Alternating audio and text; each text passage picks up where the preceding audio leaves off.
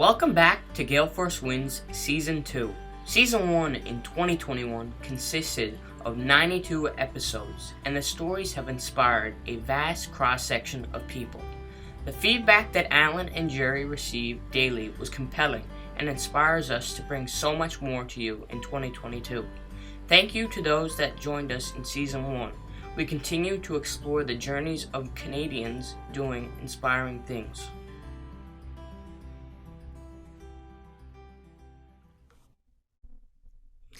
Well, welcome to another edition of Gale Force Winds. I'm Alan Dale, and with me as always, my good buddy from the East End of St. John's, Jerry Carew. How are you, Jerry? I am really well. I've got someone coming on here today that is actually very important to me. Myself and Wayne met in university. I will say to you, Wayne, I've put on my flowery shirt because whenever I talk to you, it feels like springtime. Despite the fact we got about 20 centimeters of snow last night, you make me feel like spring. And I don't, Alan, I came out of the Navy. There was some tumultuous things going on for me. You know, I was somewhat of an immature young man, had a bit of a public failure, kind of got moved over. Anyway, long story short, I moved away from the Navy, and who did I meet? Someone like Wayne Howlett. What I love about the MUN business program is it puts people together. So, you know, young guy, you and I, Alan, grew up East End St. John's. What the heck do we know about the rest of Newfoundland?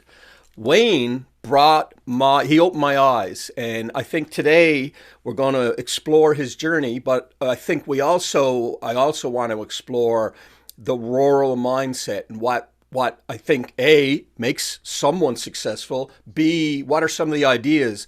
Wayne, you've told me about a few of the things happening in the Stephenville area that are fascinating, around some of the Second World War infrastructure and stuff. So, Alan, I think this is going to be a very interesting episode. I think we're going to take some tangents, and I look forward to it.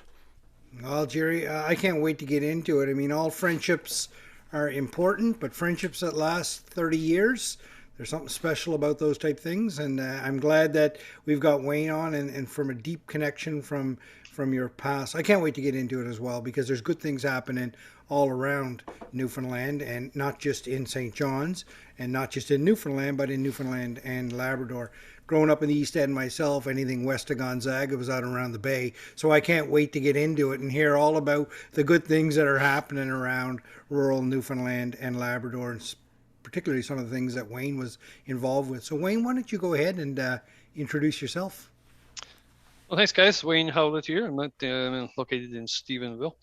Once again, what a privilege it is to be here, guys, talking to you. I follow your podcast, big supporter of it. I promote it wherever I'm at, wherever I'm talking to, whoever I'm talking to, wherever they may be. I continue to promote your podcast not because Jerry and I are good friends, as he alluded to, but because I believe in what you're doing, and I have great respect for people who step up and do things in a positive light. Firstly, though, I'd like to briefly touch on your Navy backgrounds, because you guys talk about that frequently in your podcast. And my brother spent 30 years in the Navy in the Esquimalt, mostly at Esquimalt, and was on the Algonquin in his last tour. So he had a 30-year career there. My three uncles, my dad's brothers, older brothers, were in World War II. Two of them were British Navy, as we realized we weren't Canada then, British colony. And one was British Army. So, in deep war theaters, and they all survived it, at least physically. So long history in our family of naval service and military service, and always very proud of that. I know Dad was very young when the war broke out, and his three brothers were like 16 to 19 years old, lying about their age, the youngest one, to participate in the war theater. So we grew up, honoring veterans, having a lot of respect for veterans and what they did. And Remembrance Day, it was pretty much every day in our house when it came to Dad's uncles or Dad's brothers. So, and my brother carried a 30-year career, as I said. So I just wanted to touch on that because I know you guys have Navy backgrounds as well. That's great. So, other than that, I grew up in Stephenville. My mother's original LeBlanc from the area, French Indian background. My dad came from Corner Brook, small town of Corner Brook. They grew up in the middle of Corner Brook, actually, self-sustaining farmers. Dad came out here in the 50s as a firefighter, crash firefighter with the American Air Force Base. And that's where I met Mom out here, of course, and the rest is history from that. So it's funny, when I was never an academic. I should qualify that, because when we talk about the education piece, never a great academic. I'm more, I always said I'm a doer, not a reader, or not an academic. I'm more of a doer. You and I both, Wayne. We stumbled through it together. The economics presentation will haunt me to this day, Jerry. We'll get into that in a minute. But anyways, that was fantastic, as Jerry said. When I was 12 years old, I was reading, in grade 7, I was reading business stuff. It fascinated me then. The secondary school system, as you can imagine, in the 70s and 80s, in particular the 70s, was not consistent with somebody who had an interest in business, right? That program was, there was nothing there that interested me much. In high school, doing an economics course with a gentleman named Joel Bonvy, who was an American, was teaching, and he was phenomenal. And he didn't probably realize it, but I absorbed everything he said, and I was really into that piece, because it really interested me. But there was very little other than that. So I went to work around 16 years old when I came out of high school. I finished high school at 16. We were the last grade 11 graduating class in the province. So I went to work in the grocery business at 16, and did that for a couple of years, and I went to trade school and did a couple of mechanical trades. So my history is a little almost like my career. It's bounced around in different places. So I did a couple of mechanical trades, a metal machinist that I did in Gander in the mid 80s, and then the automotive service technician program. So at that point in the mid 80s, after around 1987, it was either, what do I want to do? Go to Alberta, where I had friends who were set up out there then, and that was before the boom in Alberta, and pursue more of a mechanical career, or do I go what I knew I always wanted to do, and that was go to St. John's and go to business school. So I was a little older when I started business school, perhaps around 22, and did my first year at Corner Brook, first year courses, and then moved to St. John's for the next 5 or 6 years. And while I was there, I worked with Sobeys as a student. Had to, in order to survive there, in order to live there, to be able to pay the rent, we'll say, and to eat. I came from a moderately poor family growing up. We didn't have a lot of money. We had very good parents. We had an excellent extended family on Mom's side that raised us all together, as the community groups do. So we grew up with some good values, hard-working parents. Mom worked at the American base for 10 years in her early years, and he gave it up to raise us. And Dad worked till he was 60. So that's kind of the background. Moved to St. John's. So who do I meet? Wayne, before you get in there, you said to raise us. Who's us? Me and my 2 brothers. Tell us about them. Oh, my brothers, yes. Well, my oldest brother, Mike. God love him. He passed away in 2010 after a battle with cancer, which was, that was a pretty horrendous time. He was a Navy guy, right? The Navy guy. He was a CP01 when he actually finished. Right. He was a coxswain on the Algonquin in the end with Hugh McPherson. I don't know if you ever heard of him. Oh yeah, Alan. He was him and Mike were really good friends. They worked together on the ship. And we're about to move to training school, I think, there in Esquimalt when Mike got sick before that happened. So he was a great guy, a strong leader, one of the physically probably the most, and mentally, one of the most toughest guys I knew. And cancer got him in the end. So it was, that was a sad event. It was, but he did more in his 50 years than I'll ever do in 150 years. So you got to look at life is what it is, but it's about what you do with it while you got it, I guess. Yeah. And my other brother still lives here in the Stephenville area. So long background in the martial arts.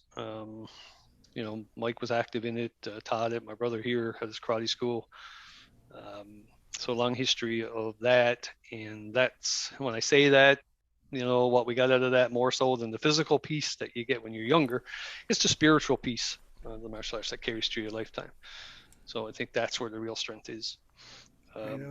So that's kind of the family history. So you move into St. John's. What's that like? Well, that's interesting. You got to keep in mind, St. John's in 1988 is not the St. John's that we see today. No. Quite a different town, as you guys know, back then, before the oil boom, before a lot of that stuff was going on. So I moved in town, started my university career there, went to work at Sobeys, working 30 hours a week, going to school another 50. Those were 70, 80-hour weeks that when I talk about them now, they seem exhausting because I'm not 22 anymore. But, back then it was just the norm. Didn't really feel that physical piece. Jerry and I swam a lot. The Aqua Arena, Jerry, we spent a fair bit of time there in the mornings, early mornings. 6 a.m. 6 a.m. swims. Boy, I still remember them. Remember what we call it? The power hour. That's right. We weren't that powerful at 6 o'clock in the morning, though. No, sir. But the meeting was very powerful. The get together was very powerful. So I moved in and I started business school. And as I said, I'm not an academic. I'm more of a doer. So I began my academic career there. And as you can imagine, moving to St. John's, didn't know anybody really. Didn't have family there, or didn't really have friends that were from there at that time. So I had to assimilate into that big university.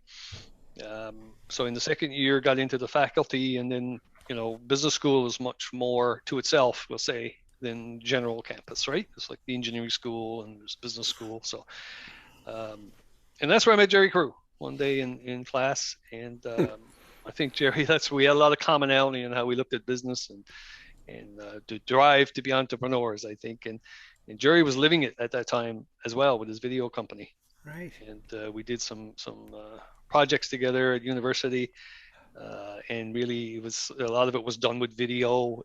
As you can imagine, Alan, we were dragged into Jerry's basement where all the video equipment was, and we had no choice but to succumb to that. He and Richard Kennedy, you had Richard on there a while back. I watched him. Richard, Jerry, and I went through most of that program together, I think, and struggled together. But Jerry, you mentioned earlier about motivation. I had tremendous. It was a privilege for me to have met you at that time. To go to your house, and I remember your grandmother was living then, and we'd go there for supper on Sunday, I still remember those moments. They were tremendous. I can still, smell the dinner. And your sister Roisin was there then. And I remember going to Sunday dinners, and they were really Sunday suppers usually, but they were really special to me, and you wouldn't have realized it probably as much. And maybe I didn't either at that time. But looking back on it, those were special moments for me because they were a little piece of home, and when you're young like that and having friends, that you assimilate into more of a family is tremendous. So, and I think the connection we made was around the business, Jerry, but, over the years, and that's where you get your real friends, is somebody you met over 30 years ago, and then you go your own ways, but you never really lose touch totally. Mm-hmm. And then thanks to the technology and I guess our natural draw, Jerry, of common interests kept us pretty focused on what we want to do. So we have tremendous conversations now, Alan, Jerry and I. We do this fairly often, and Jerry's been a great motivator for me, a wonderful support since I've been in university days, and continues to be now.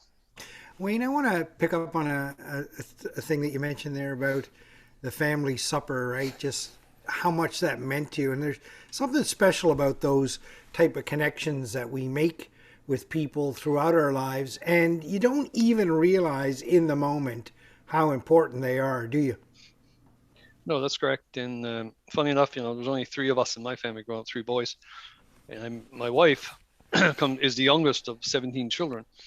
So she grew up in a family of 17 children. So as you can imagine, for me and some of my in-laws, similar to my situation, come from small families who married into that group, was, quite the adjustment. And right. But in a good way, very, very close family. So there's a lot of strong family roots there, which we've been enjoying for over 30 years. And, it just continued my belief in family, in the roots, right. The family, where you come from, and the importance of living life, why you have it. Yeah. It's funny, Alan, as you talk about this, Wayne, you're right. I didn't realize at the time what that meant to you.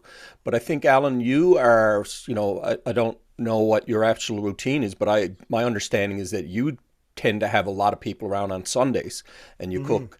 So you actually believe a lot in that whole family unity. And it's interesting, I hear you sometimes talk about guests you bring in. So it's funny, as you talk about it, Wayne, I didn't realize that actually meant that much to you. But now in reflection, I think about the dining room table and mom cooking and you being there without anyone else. It's interesting. Yeah, I did not realize it. Yeah. And what, not only that, but just to pick up and not to stay on it too long, but not only what it does for your friendship together, Jerry and Wayne, but what it's shown your extended family, that how important those little interactions are in developing friendships and community. And it is so vital. And I think, you know what, I'm going to go on a limb here. We're pretty good at it here in PEI, but Newfoundlanders are really good at it. They understand the importance of those connections that go deep, deep into your family, right? And it's funny, you're right, Alan, and I think the pandemic has made it a little harder, but it also has brought to, I guess, the fore that how important those things are, you know, because over the last couple of years, you can bloody well hardly invite anyone to your home. So yes. I think what I would love to do over the next, you know, say a couple of years is think, actually give some thought. Mm-hmm. Who should we invite into our homes? Not everyone in business that you meet you're going to want to become friends with, because business is business, personal is personal. But I think there's certainly some opportunity for us to be better at that, you know? All right. Well, enough about corned beef cabbage and chocker salt meat. You struggled through university, you and Jerry. What next? Yeah, that's interesting. So finally, of course, like all things, you get to the end of the program and the term 7 comes and we finally graduate. So interesting enough, I came back to Stephenville from university. Many of our graduate class were not going back to rural areas. They were either staying in the St. John's area or moving out, you know, across Canada, wherever they were going. And many of them that I talked to. And I remember, you know, a lot of them said, well, why are you going back to Stephenville? You know, why are you going back to the West Coast? There's not a lot going on. There was even less going on there than there was on the East Coast at that time. And, well, I said, you know, my wife, who's a pharmacist, my wife was kind of, she was working here then. She was getting established here, was near family. So there's all those reasons too. And we decided that we'd try to make a go of it in Stephenville. So when I came back, I spent the first 12 years after university working for myself. I spent a dozen years. So when I came out, I first started into a small consulting business. At that time, there was a lot of work in the training side, business plan development side for small business. Stuff wasn't as readily available on that end as it is now. So there was a marketing to that. So I started a small business called Provincial Business Research back in '93, actually, same year I graduated. Set it up in Stephenville and became that was the root, you know, of you plant a twig sometimes on the, you know, in your yard and you think where's that going to go, you know, and then 10 years later it's a huge tree. So it's all about where you start, you know. And so I started a very small business, did some consulting, you know. Within that business, yeah, you know, I made some money too. It wasn't terrible, not big money or nothing, but it was enough to start. And what I really got out of that business was the people that I met and the relationships that I forged, the mentors that I came across at that time, being, you know, late 20s, whatever it was then, late 20s, starting out in a small town. But there were some very established business people here too, that were, you know, in their 50s at that time, were entrepreneurs their whole lives. And a few of them were great mentors to me. And John Whalen was one. He's passed away now. John had a construction company. His son is still around at that. John was a tremendous mentor to me, very quiet man, but very intelligent, and gave me a lot of good advice along the way.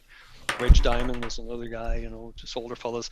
They kind of took me under the wing, being a young fella in some ways, and imparted some great wisdom, business wisdom with me. So I never forgot that. That was always a stronghold. So from that became the business, you know, it kind of grew. I got my volunteer side, which is probably, I always say, probably more important than any actual work side that I've done in terms of employment or about making money. The volunteer side was probably where I built some of my best relationships. And after that, I eventually bought a restaurant, and that's another whole journey. That lasted 11 years. Wow. So back in those days, I bought it in 1999, actually, and it was a very busy restaurant at that time. It's probably not anymore, I guess, but because times have changed so much. But back then, it was a booming restaurant. It really was, and it was in a small shopping mall, which was also a busy place at that time. And it was interesting. You know, I walked in and I didn't know anything about the restaurant business. I knew the grocery business, but I'd never been in the restaurant business, let alone one that's, you know, an 80-seat family-style restaurant. It was flat out. So I walked into it and I thought, well, one thing I better do is stay the hell out of the kitchen because I'm no cook. So I was just smart enough to realize that piece. So anyway, so what is my role? So I had to assess my role. I met with the staff. There was some issues there, varying issues. Really in confidence building and in team building there. That's the stuff that, I could recognize even at that young age that we needed to do. So what did I do? I went in the restaurant. So what I did, my first job was cleaning tables. So I thought to myself, well, how the hell am I going to get to know this business, right? How am I going to get to know my customer? Because that was the piece and how are they going to get to know me? So, so and I'll tell you, I'll just have a little tangent. Back in my early grocery days, I worked for a man named Mr. Bailey, Wolf Bailey. The Coleman's grocery stores now, he was part owner of those before they sold them to Coleman's. So he had a small grocery store he opened in Kippens just outside Stephenville after he sold his shares to Coleman's. And anyway, I was working for him one day, and he was a self-made businessman, very, very, very solid businessman, and was cutting me. He was a meat cutter as well.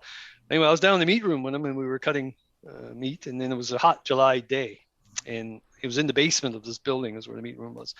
So the fishermen rolled up with these, cod tongues that's practically, never frozen, right? Great big, those gray fishing tubs full, right?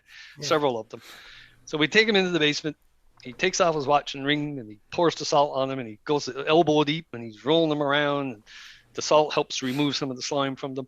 So anyways, he did that for a couple of minutes, and then he got all cleaned up, and he said, you finished the other 6 buckets. Don't ever say I'd asked you to do something that I didn't do myself. And that's, right. That was a lesson I learned, and I still tell it yet today. And it was a great lesson. So that's what I kind of carried into the restaurant business, those lessons that I learned from people. And so I grabbed the carts, the bussing carts, and I started cleaning tables. So what did I learn from that? Well, I learned a lot how inefficient the restaurant was running. That's one thing I learned. But the biggest piece that I learned was the conversations I was having with people, right? Because the place was so busy that if you got up from your table to leave, people were there waiting to pounce, like flies on a fish, right? Yeah. You got up, they were sliding right in your dirty table because everybody was waiting for that. There was a lineup waiting to get into that, right? Wow. So that's where I start to meet people. So I'd be cleaning the table, and we start the conversations. Who are you? And how old are you? Oh, my son was that age. You must have went to school with him or her, daughter. Yes, of course they did. Yeah, well, they moved away young age, hadn't seen them in years. Here you are talking to their parents now, and in some cases, grandparents. Right. So you start to make that connection and build, and I worked a restaurant all the time. That's what I did at that time. I didn't do anything else in the beginning because it was quite an undertaking. So in doing that, I started to meet my customer. I started to create personal relationships with my customers because they were regulars. They were regulars. So I started to build that relationship, and that's what I've always done. I'm never good in the room of 100 people, right? Right. I build my relationships. I'm really good at it one at a time. That's what I always say. I build my relationships one at a time because I don't really in the 80 people. It's all lost, right? People talk, and same 5 or 6 people do the talking, and everybody else is zoned out after a while, and there's no real connection made, right? There's no real connection in a group like that. Not that there's not value of some, to some degree in those types of things, but for me, no. For me, I like to leave that 80 people room and then start at one at a time and building relationships. And that's how I work. That's how I've always worked.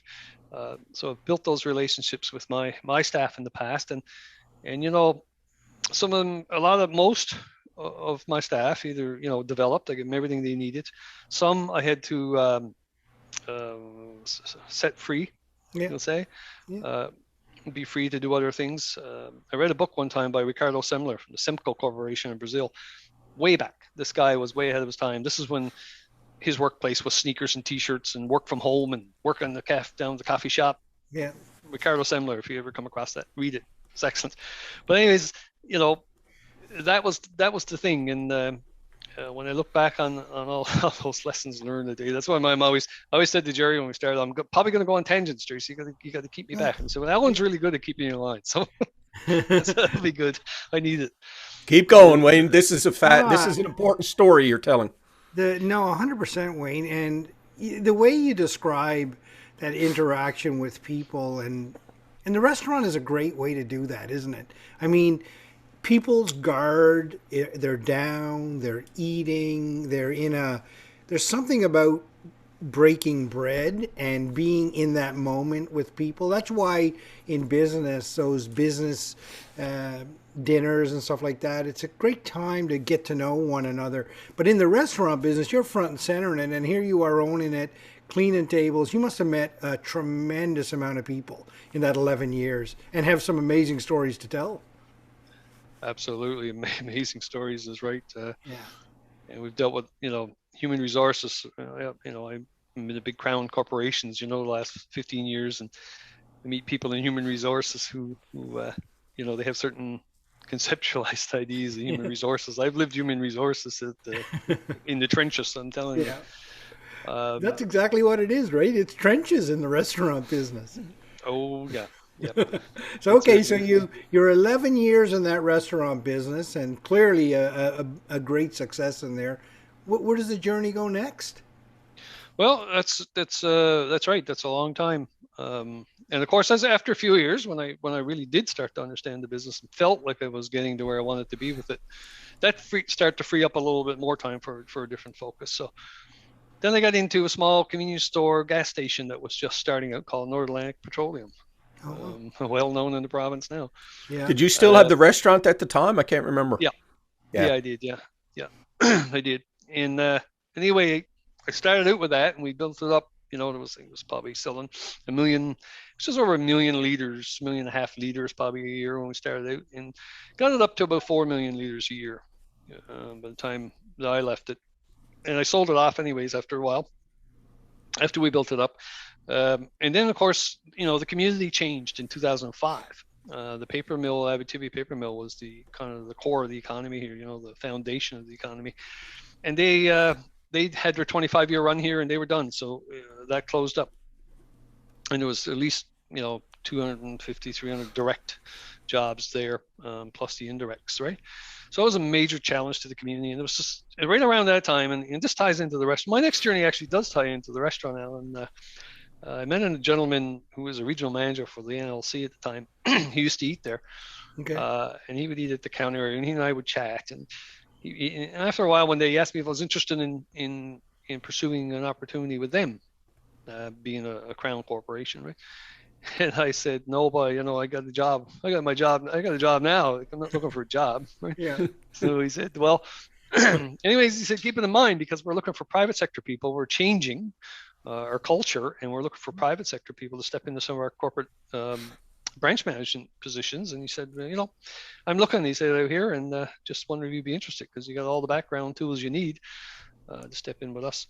Long story short, I ended up doing that, and that was a wonderful journey for 12 years. And I learned a lot. I had 12 years in private industry, and I learned so much, right? Being an entrepreneur, and I still am an entrepreneur, even though when I sold the business and start working for Crown Corporation, it doesn't mean you change who you are, right? It just means you change what you do to make money. So always interesting people eating at the counter. I find when you go into a family restaurant and there's a counter there, I always go for the counter. There's always interesting conversations happen at the counter. I wanted to jump in there just in case any of our audience are listening, because if you have an option to eat at the counter. Absolutely. Yeah. So tell me now, you go into the Crown Corporation. Yeah. So I move into, government Crown Corporation, unionized environment, corporate structure, let's say. Right. Right. With, thousands of employees and all that. So you go into that structure and you learn tremendously, and I'm always about learning. I'm still learning. 30 years of the university. I can't wait to learn. I'm currently doing an MBA, so I never stopped learning. I never stopped the thirst for knowledge and wanting to learn. And we'll talk about that in a minute, because I'd like to get into that a little bit too. But anyway, and I learned so much from the corporate structure, right? And so many people, great people in that too, for support networks, from when you got a human resources department. This is one of the things that fascinated me when I first went there. It's like, I had to deal with all this shit myself, right? Yeah. One-on-one. I had to deal with all this. I had no structure. I was just doing it, right? from the bit of knowledge I had of it. And here now I was in an organization that had an entire department of human resources specialists. So, wow, this is pretty cool. And I used to say to the other guys that were, lifers in there, man, you don't know how good you got it. You can pick up that phone and you got an expert on the other end. Right. You can ask questions to and you get answers. Like, that's pretty freaking cool. So anyways, like, you learn to appreciate things when you've been on the both sides, I guess. So anyways, I did learn a tremendous amount. I met some great people in the NLC. They had great leadership. I came in at a time, as I said, when they were changing their culture, their vision was changed. They had the CEO there at the time had a really different vision, and he wanted to take it. And he was very successful at doing that. And I bought right into it because I understood it. I understood what he was doing, I understood where that vision is. And I believed in that vision. And he was master at selling that vision, getting people to buy in. And even in that heavy unionized environment, people bought in. Some left. Some had to have the freedom to grow. Some they were given the freedom to grow. Some retired if they could, because they didn't want to be a part of that. But at the end of the day, all the new people coming in and those that had been there for a while that also adapted to the change, because people can do that too. So it was a wonderful group with great success. So I learned a tremendous amount. But after several years, I made significant changes in the branch that I was operating, in team building especially, because that was another situation where the team needed work and that I inherited. So did that, and after a while, I got bored, and boredom then leads to not being happy. Right. And I had an old saying, guys, I always told people right from when I started working that if you roll up into the parking lot of where you're going to work, wherever that is, and you sit in that vehicle and turn it off, and your stomach is telling you do not want to go in there today. If you get that feeling, get out, right? That's your body telling you can't do it anymore. If you continue to do it, you're going to destroy yourself. So I always told that to people. And lo and behold, one day I roll up to this parking lot. It's 7 o'clock in the morning, because I used to like to go in before everybody else, because you can get some stuff done, right? So I sat sipping my coffee, and it hit me just like that. Yeah. Here I am. I don't want to go in there. And it had nothing to do with the people or the job, because that was all wonderful. Yeah. But it was about me. Yeah. And I knew then that my expiry date was up for that role. I was done. I had to get out. Yeah. And it took me about a year and a half. I had some interesting interviews in that year and a half outside that corporation, across Canada. And eventually then ended up at the College of the North Atlantic, which is a fantastic Crown corporation as well, an public education institution for the province, and of course international. Our programs are everywhere. But and then had that opportunity to step up to senior management roles, which in the corporate structure is great, right? Because you learn a whole lot more. Met some tremendous people here in this system as well.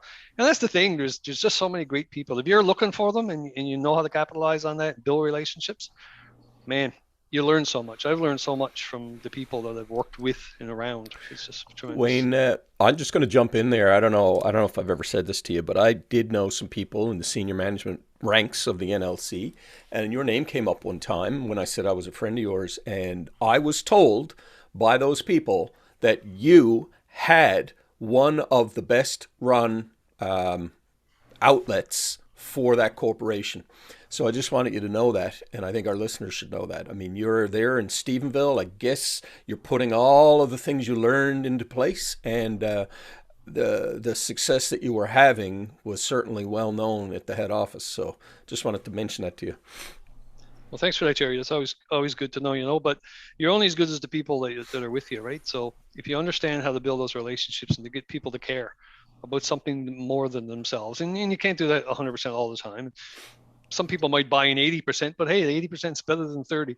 And some people buy 100%.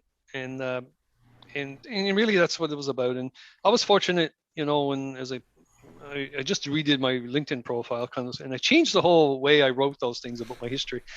And almost to tell a story really, rather than, I did this or I was charge accounting and all the tasks that I did in those roles. If I was looking for a job, I'd have that on my resume. I don't need it in my profile.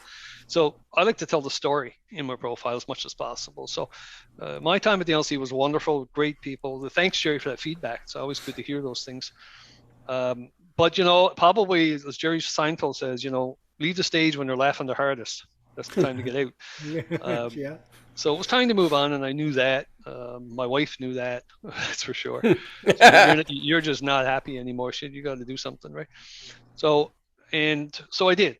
I didn't sit there and become negative and become disgruntled, and counting the days on the calendar. Nah, man, that's not me, right? I got to go. So I got into this, that was successful in moving into getting this role. So that's it. I made that jump and I came into this, and I've been here almost 3 years now.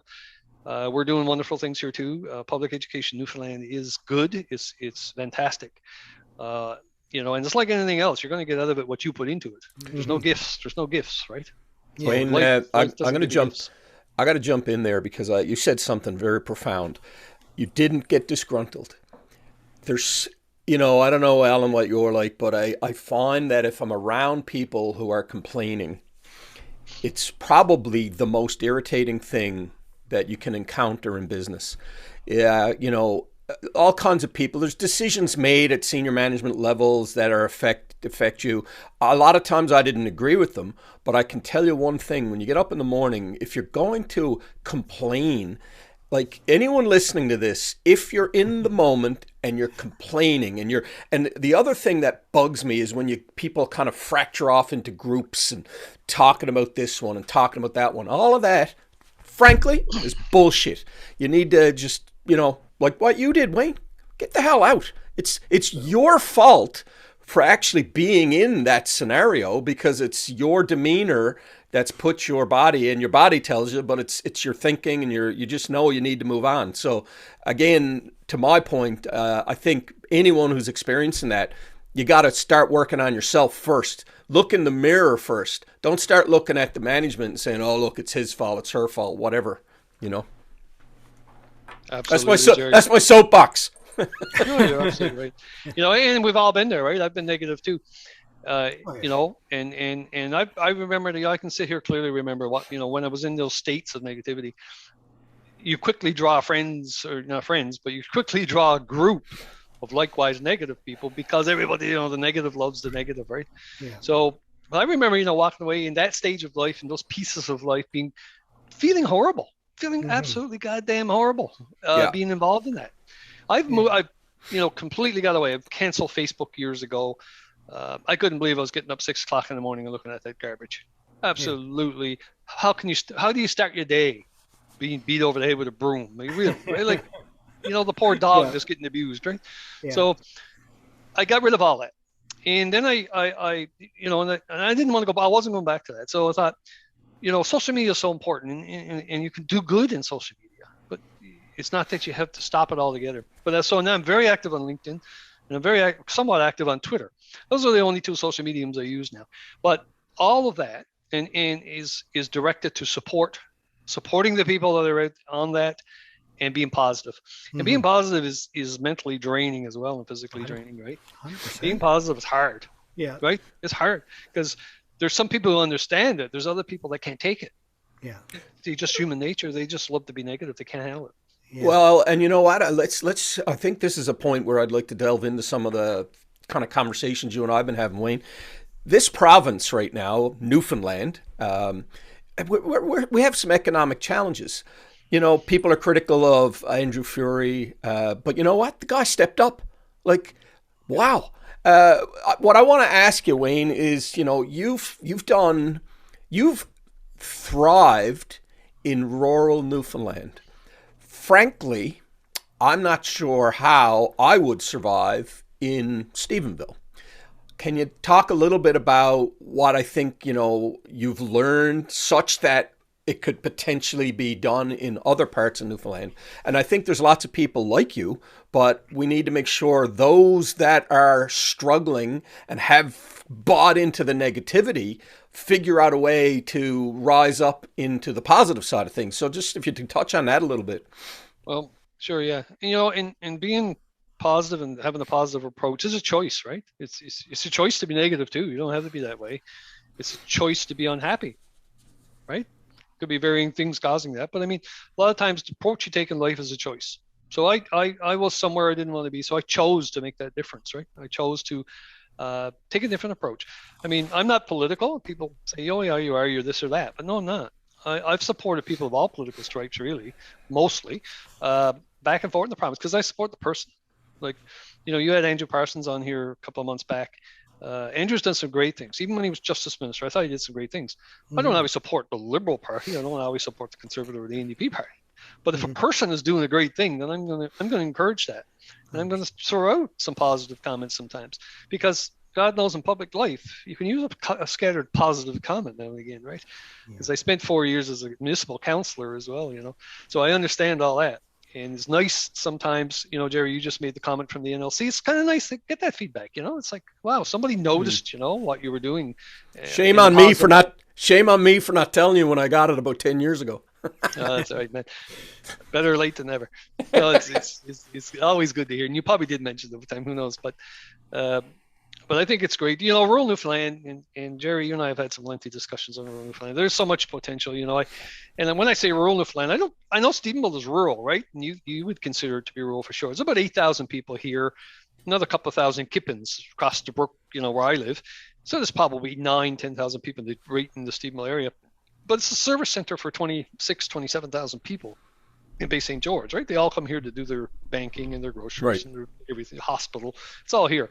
So, it is rural, but for me, living in it, being part of it, I like another level of rural. So I like the coastal rural. I like the Rocky Harbors, and I'm a fan of that. And I've talked to you about that, and the Norris Points, and the Twilling Gates and the Trinities, we've Bonavistas, we've traveled those, especially in the last couple of summers because you couldn't leave the island. So there's so much potential. When I go in rural Newfoundland, I see potential, right? Like Danny Dumaresque is another guy that I stay positive with. I don't know Danny. I've never met him. A great guy on your podcast, actually, if you reached out to him. Danny reinvented the fish plant in Ramia. Now, you guys know where Ramia is, right? South coast, middle of nowhere. There's only a few hundred people there. No transportation, boat only. There's a fish plant there from decades ago. Danny bought that fish plant, reinvented it, and is doing extremely well. So that's a great success story. So did he see a fish plant? Well, it's in the middle of nowhere. It's a harsh climate. There's only a few hundred people. Who's going to buy that? So Danny seen that opportunity and he took that, and I support that. I'm not part of that, but I support that. And what's wrong with me using social media to say, Danny Dumaresque, you're doing great things. Keep it up. Yeah. He needs to hear that too, because, and when I talk about him, not as an individual, but kind of as a representation of entrepreneurs in general and the tough things that they do. Saying, reaching out and saying, being invited on this podcast is a tremendous honor. It should be for any entrepreneur that wants to come on and tell a story. And you guys are just so great at getting that story out in an organized manner. You guys just work tremendously well together. And there's some good feedback for you, but it really is. You guys, this podcast is fantastic. And you do great things. Well, what, Wayne, I appreciate that because, Alan and I have talked about this. It's funny how 30 years ago, I got to know you. 30 years ago, Alan and I grew up together. I've been doing wedding videos for 30 years. And this culmination of what we're doing is more about the ideas. Yeah, we've got all these skills we've learned over 30 years. It's an incredible privilege for us to have the ability to make these stories known. But again, Alan, back to the points you and I've been making. Wayne, you have an important story, and we're going to continue to dig into those stories. You're right. Danny Dumaresque is doing amazing things. It's easy for people to say, oh, well, Danny Dumaresque, he's got 50 employees and maybe he's got $10 million in the bank and screw him. You hear and you see all of that bullshit. Well, guess what? Danny Dumaresque needs a pat on the back. Anyone who's doing something like he's doing, the difficult times, the cash flow issues, and all of whatever's going on in his life, he needs that. And that's why I love having someone like you on here. Yeah. And, there's so many other stories. There's the Zeta Cobb story. I've been following the Shorefast Corporation, Zeta Cobb, for a decade, right? I've never met the lady. Would love to have a conversation with the lady. You should get her on here too, Jerry. We talked about that. You know what? I'm going to say something. I love the fact she's doing what she's doing. I'm actually potentially more interested in the people around the community that she's lifted up. Yes, I think she's an amazing story, but everyone's going to Zeta's story. What I think is important is the people in the community as well that aren't as well known. So, Alan and I are not going to continue to chase all the big names. I'd love to have Elon Musk on this show. But you know what? Wayne Howlett, you're just as interesting to me as Elon Musk.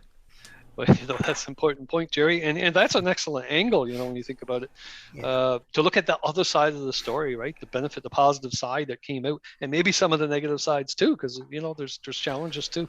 But that's a nice angle to take on that story. But anyway, to get to the point, there's large entrepreneurs, like huge entrepreneurs like Zeta Cobb, who made a ton of money, could have went to a Caribbean island like Richard Branson or something, built a castle, but came to Fogo Island and built her castle, and created a social enterprise, which is I love it. Anyway, and the Dannies of the world that are doing their things. The Kevin Howard you had on here a little while ago, grew up Stephenville too. Good Stephenville boy right there.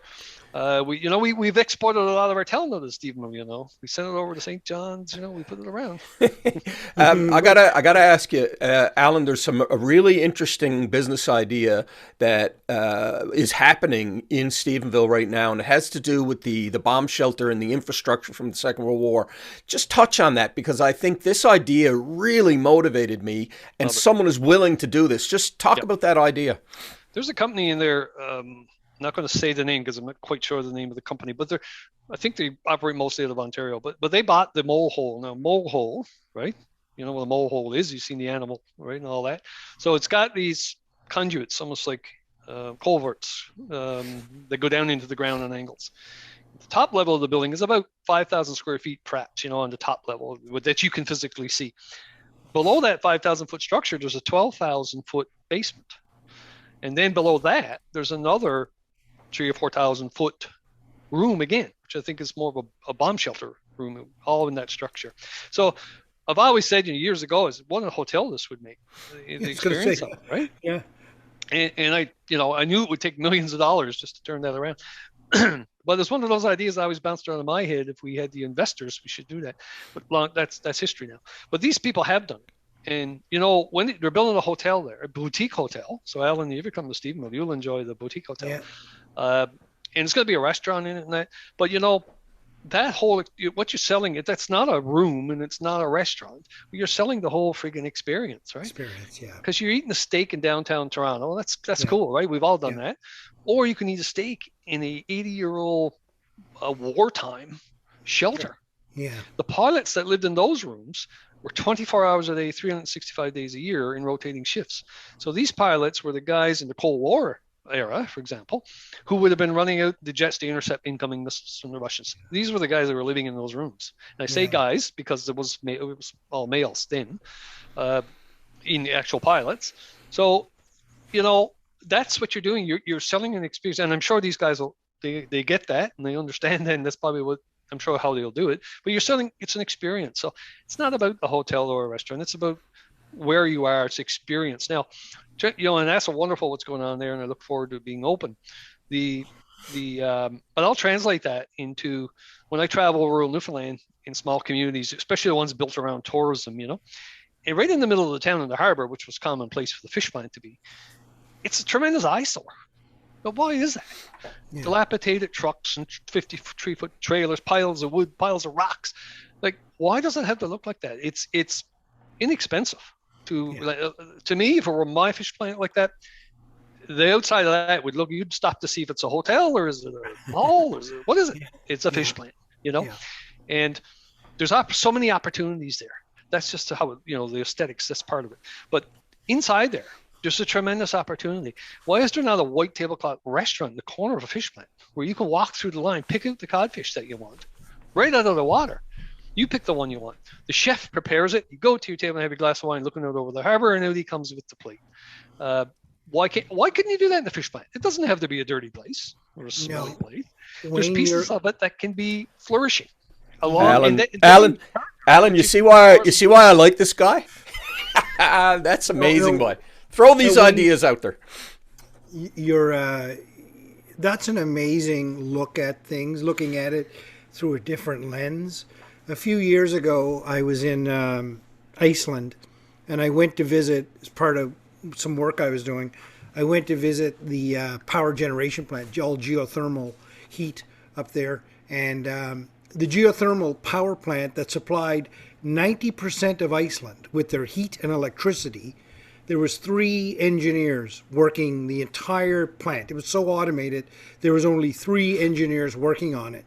But there were 7 people working in the gift shop.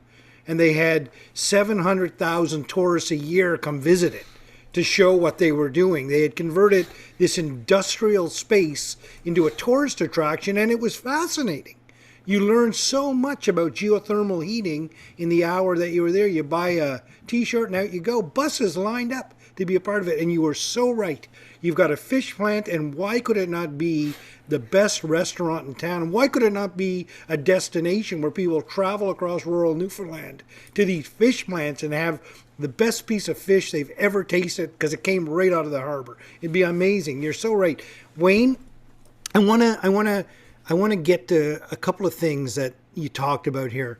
You've had an amazing journey, mate. I mean, like if I look at it from starting off, as a young man working in the grocery business, and off to university, and starting your own consulting, your own restaurant, gas station, then into corporate structure, and then now into academia. I mean, holy smokes, you've done a lot of things. And you've mentioned a few times throughout the conversation your wife, and Jerry and I know so well that none of this can be done without a solid foundation, without somebody in your corner all the time. Tell me a little bit about the importance of that. Yeah, that's absolutely right. And and we have one child, one son. Josh is 25 now, and that was a changing point. He was born in 1996, so we had to, and by design, we chose to have a child, and then we chose not to have any other children. We chose to have one child, and that's been tremendous. He's a fantastic individual. Very level-headed, quiet like me.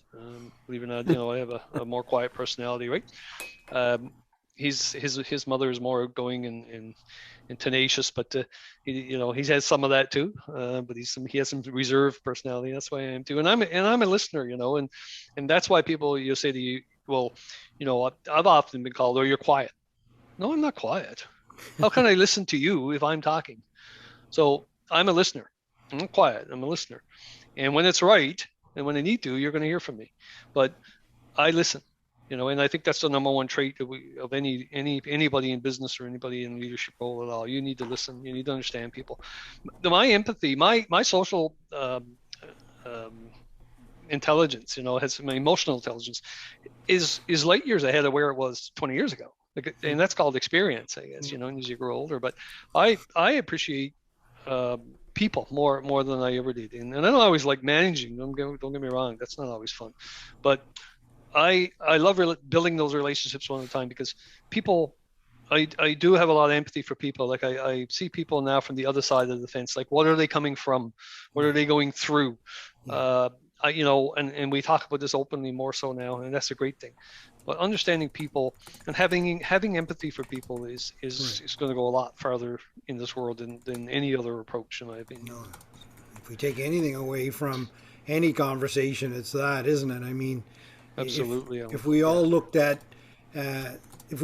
situations through the lens of the other person, we'd have a better perspective on a lot of things. If we look at what's happening in the world, yeah. Wayne, you've had an amazing. I really enjoyed this conversation. We always ask our guests, to leave the audience with a piece of advice. You're a guy that's done a lot of things, and in my opinion, you're fairly enlightened in terms of how you approach situations and indeed people. What would that piece of advice be? Well, I think support each other. Especially in these times, as we know, the last couple of years was tough on everybody, right? And but support your entrepreneurs too. Support your small business people. You hear that phrase a lot, and especially the last few years what they've gone through. But I tell you, until you've walked in those shoes, it can be just a phrase. But if have some appreciation for what those people go through, the stress, the uncertainty, it's just amazing, and their willingness to come right back at it. It's like the hockey player that keeps getting beat up, but he comes right back again. And these are entrepreneurs. That's the true entrepreneurs that just keep coming back. And there's tremendous successful ones. So support your entrepreneurs. Don't be afraid to say publicly their names like I did in this podcast. Don't be afraid to say, reach out in your social media and say, great job. And don't be afraid to be positive. If you're social media, use it to be positive. Leave the rest of the crap to everybody else. Do it to be positive and support people. That's the best thing you can do for anybody. Fantastic. Jerry, your thoughts? Well, Alan, I know you enjoyed this because I could tell. Well, I hope our listeners have enjoyed this. Wayne, I want to say thank you to you. All those years ago, when you first, at the age of 26, 27, 28, went out on your own in that consulting business, that was an incredible motivator for me. Your experience, despite the fact that, over the years, we didn't stay too much in touch once a year, the pandemic has been the gift of making us realize the importance of this connection.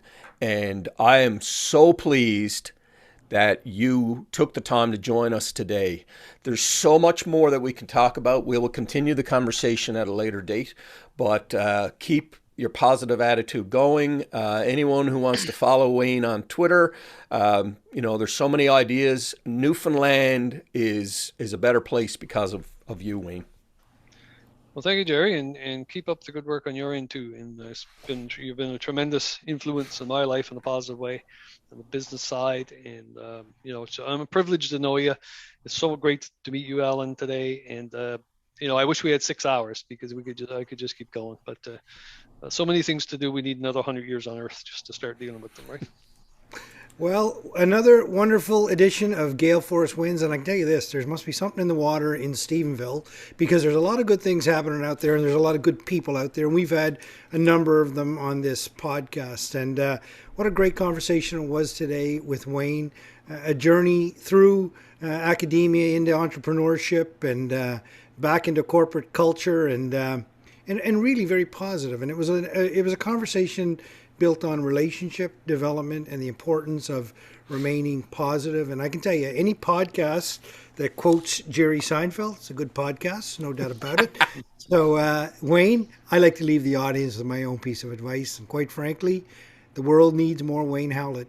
Keep up the good work, mate. And I can tell you this, Chief Howlett would be awfully proud of his brother.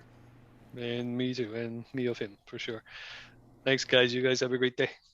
Thank you for tuning in to Gale Force Winds. That's Gale Force Winds, WINS.com.